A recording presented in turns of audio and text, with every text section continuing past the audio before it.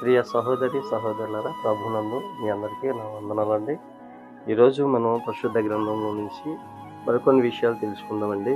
ఏంటంటే మరి ఆదికాండము 27వ అధ్యాయము మొదటి వచనంలో మరి యాకోబు యాసావుని మోసం చేస్తాడండి.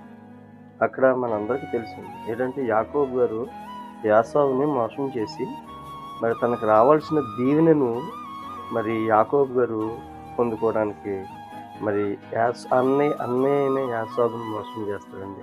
ఈ రోజున మనం ఆలోచిస్తే చాలామంది కూడా మరి మోసం చేసే వారి కిందనే ఉన్నామండి.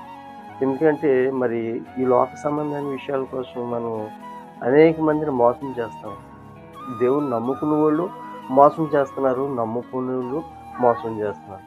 అయితే ఇక్కడ యాకోబు దేవుని నమ్ముకున్న పిల్లలంటే నమ్ముకున్న వారేనండి. అయితే ఇక్కడ దేవుడు ఎందుకు రాయించాడంటే, మీరు వారి కింద ఉండొద్దు. మీరు ఒక ప్రత్యేకంగా ఉండాలి.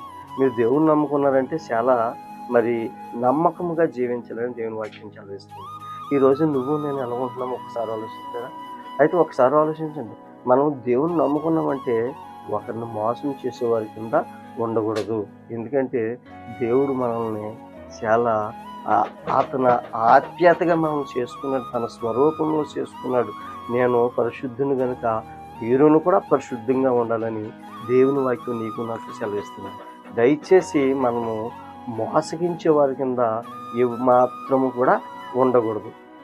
సరేనండి, చిన్న ప్రార్థన చేసుకున్నాం. పరిశుద్ధుడు, ప్రేమగల తండ్రి, బంగారు పాదాలకు వందనాలు ప్రభువా. మోసగించే వారికి మేము ఉండకుండా దేవుని యందు భయము భక్తి కలిగి మరి నీ యందు భయము భక్తితో మేము ఉండటానికి నీ సహాయం దయచేయమని యేసు పరిశుద్ధ నామమున మిక్కులు బతిమలాడి వేడుకుంటున్నాము తండ్రి.